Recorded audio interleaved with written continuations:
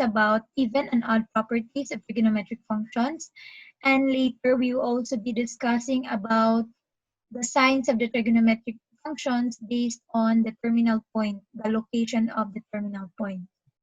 So we have here the even odd properties. We have to remember that sine function, cosecant function, tangent function, and cotangent function are odd functions. So out of 6 trigonometric functions, 4 of them are odd functions, while cosine and secant functions are even functions. Now we have to take note of these definitions. That sine of negative t is defined as negative sine t. Cosecant of negative t is equal to negative cosecant t. Cosine of negative t is equal to cosine t. Secant of negative t is equal to secant t. And tangent of negative t is equal to negative tangent t. Cotangent of negative t is equal to negative cotangent t. Now, what have we noticed here? Notice that sine of negative t is equal to negative sine t, and also this one, and also this one, and also this. Okay?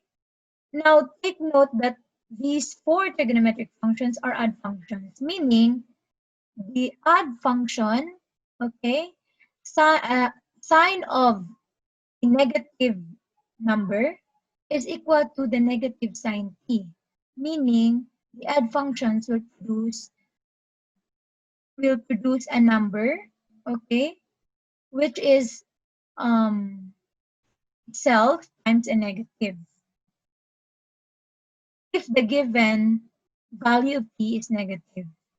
Unlike with the even functions, cosine of negative t, it is only cosine t. It is positive. Secant of negative t is only secant t. It's positive. Okay?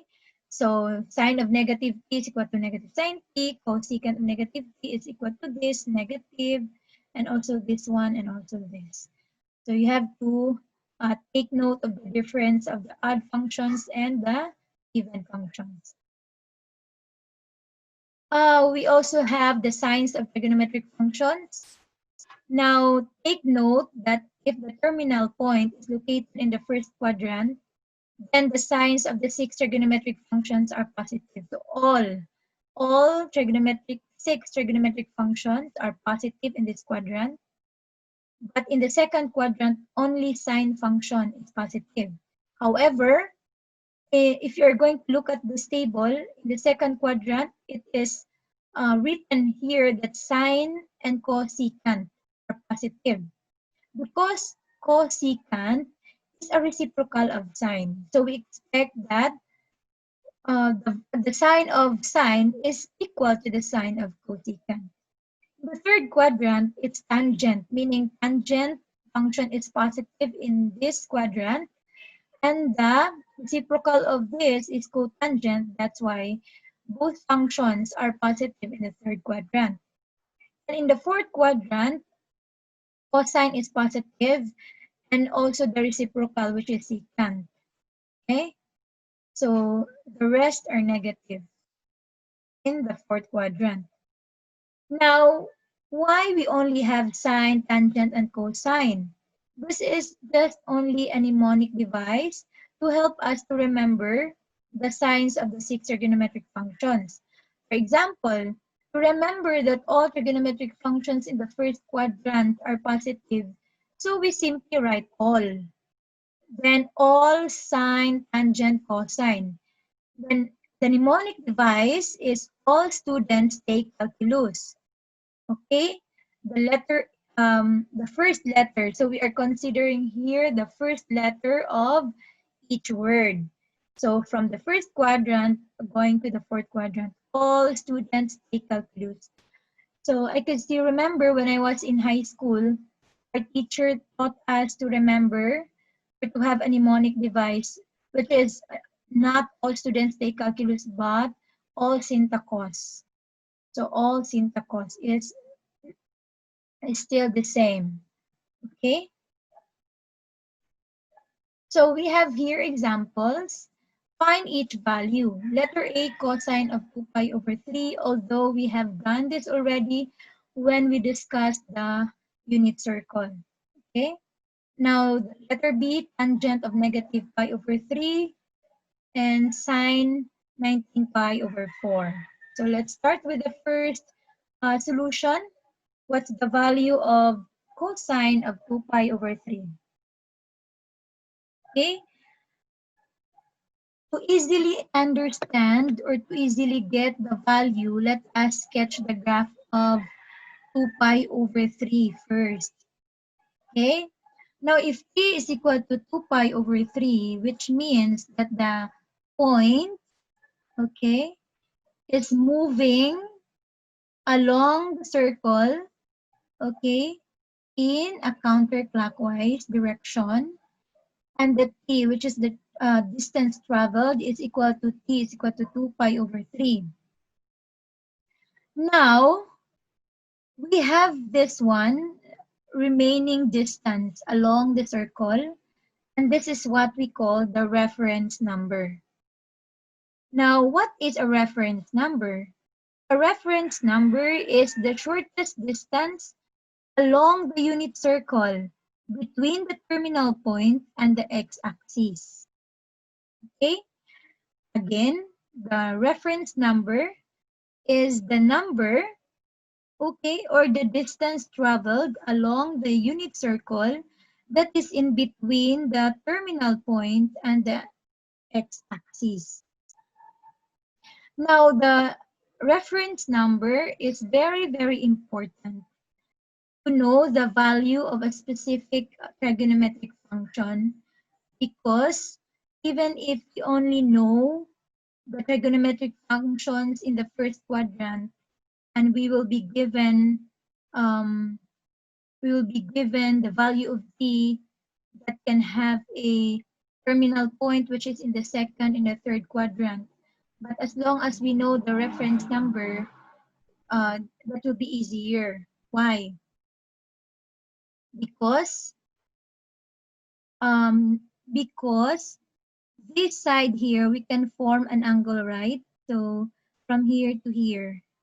Notice that if you can form an angle, this side coincides to the side of this angle, right? And in your high school, maybe you still remember coterminal angles, okay? So since the side here of the two angles, the standard position coincides, so which means that the terminal point of this corresponds to the terminal point of the reference number. However, it differs only on the sign of the x and y coordinate, because it should be based on the original location. Okay? So to understand what I'm talking here, so let's go back to this illustration, the unit circle with the complete trigonometric values. Okay, so again, the reference number in this case is pi over 3. This is a number that is between the terminal point as well as the x-axis. Now, since the reference number is pi over 3, so if we go back to this unit circle, the value of the trigonometric functions at pi over 3 is what? What's the cosine of pi over 3? 1/2. What's the sine of pi over 3? It is square root of 3 over 2. But again, we are going to get the value of cosine 2 pi over 3, right? But since the reference number is pi over 3, which means the value of the terminal point of this 2 pi over 3 is just equal to the value of the terminal point of the reference number. Only that they differ only with the sign of the terminal point. So meaning 2 pi over 3 has a terminal point of what? Negative negative 1/2 and square root of 3 over 2. Okay, so negative 1/2 and square root of 3 over 2.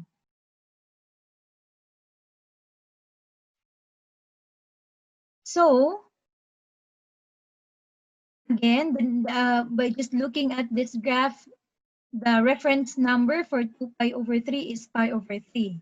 This one. Now, 2 pi over 3 is in quadrant 2, right? Okay. So, the cosine value of 2 pi over 3 is negative since it lies in the second quadrant. Thus, cosine 2 pi over 3 can be written as the negative of cosine of the reference number. Get? Okay?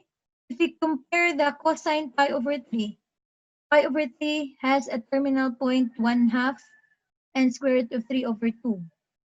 And the terminal point here is negative 1/2. But again, we can use the value of the reference number, but we put the negative because it lies originally in the second quadrant. Okay? Now, negative cosine pi over 3. Since pi over 3, the cosine of that is 1/2, right? But there is negative this one. There is a negative sign. So all we have to do is just to multiply this negative to 1/2. So we have negative 1/2. Therefore, the cosine of 2 pi over 3 is equal to negative 1/2. Okay? Which is again equal to the negative cosine of its reference number. Okay? So for the next example, tangent of negative pi over 3. Okay, where is negative pi over 3? Note that if t is negative, that means the point is moving along the circle in a clockwise direction. So which means that t is equal to negative pi over 3 lies in the fourth quadrant. Okay, this one. And it's easier to use the reference number. Okay, so the reference number again is a number that is in between the terminal point and the x-axis. So we only consider this one. So what is the reference number? The reference number is pi over 3. And pi over 3 again has an x-coordinate or cosine value, which is 1/2, and the sine value, which is square root of 3 over 2. Therefore, so let's go back here. The reference number for negative pi over 3 is pi over 3. Since the terminal point, okay, is negative pi over 3 lies in quadrant 4, then tangent of negative pi over 3 is negative. Why it's negative? Because tangent is sine over cos. And sine is the y value and cos is the x value. So we have negative divided by positive. The tangent of negative pi over 3 is equal to the negative of tangent of its reference number. Okay? And since we all know that tangent of pi over 3, so square root of 3 over 2, this one, y over x. So square root of 3 over 2, okay, divided by 1/2. Then you get the reciprocal, you multiply it to square root of 3 over 2, and then you get square root of 3. But since there is negative in this side, so you multiply negative to square root of 3. And then we have negative square root of 3. So again, you have to get a piece of paper always in order to follow our discussion. Okay? So for the last example, we have sine of 19 pi over 4. Okay, how can we solve this? Okay, so what is 19 pi over 4? 19 pi over 4, meaning we can note that one rotation is equal to 2 pi, right? Two rotations is equal to 4 pi. Three rotations is equal to 6 pi. So the idea here is how many 2 pi, okay, na ang 19 pi over 4 ay meron. So ilang 2 pi ang nasa 19 pi over 4. So there are many ways to find the reference number of the given value of t. First is what? So first, 19 pi over 4, okay? Subtract 4 pi from 19 pi over 4 because 4, the easiest way is 19 pi over 4 minus 2 pi, one rotation. Okay? But if the answer is still greater than 1, meaning it's not a fraction of 1 yet, so again, subtract 2 pi again. Okay? So for example, 19 pi over 4. Okay? So you get a piece of paper, 19 pi over 4 minus 2 pi, one rotation. That is equal to what? Is equal to, this is 8 pi over 4. This is 11 pi over 4. Okay? Now, 11 pi over 4 is still what? More than 1. It's not a fraction of 1, but it's more than a whole. So, again, you subtract 2 pi again from 11 pi over 4. So, 11 pi over 4 minus 2 pi, you have what? You have 11 pi over 4 minus 8 pi over 4. Then you have 3 pi over 4. Okay, now 3 pi over 4 is already a fraction of a whole. Get? So you simply subtract 2 pi, and if the answer is more than a whole, then you subtract again. Okay, but here, 4 pi, we subtract 4 pi directly because we know that if we subtract 2 pi, there is still an answer which is more than a whole. That's why 2 pi times 2 is 4 pi. Then it is equal to 3 pi over 4. Okay, where's 3 pi over 4? This one, 3 pi over 4. Okay, now the reference number, okay, is pi over 4. This is pi over 4. And this is 3, so meaning to say, class, 19 pi over 4 is equal to 3 pi over 4. Okay? The location still in the second quadrant. If t is equal to 3 pi over 4 or 19 pi over 4. Okay, it only coincides to the same side of the angle, standard position. Angle in standard position. So 3 pi over 4. Now the terminal points determined are the same. The reference number for 3 pi over 4 is pi over 4. Okay, because by definition of reference number, it is what? It is an angle that is in between the terminal point and the x-axis. So this is pi over 4. And since we all know the value of pi over 4 is square root of 2 over 2, square root of 2 over 2, right? So therefore, we can use sine 19 pi over 4 is just equivalent to sine 3 pi over 4. Okay? Only that this 19 pi over 4, we have two rotations. Okay? Two rotations because 4 pi and there is 3 pi over 4, remaining 3 pi over 4, the remainder.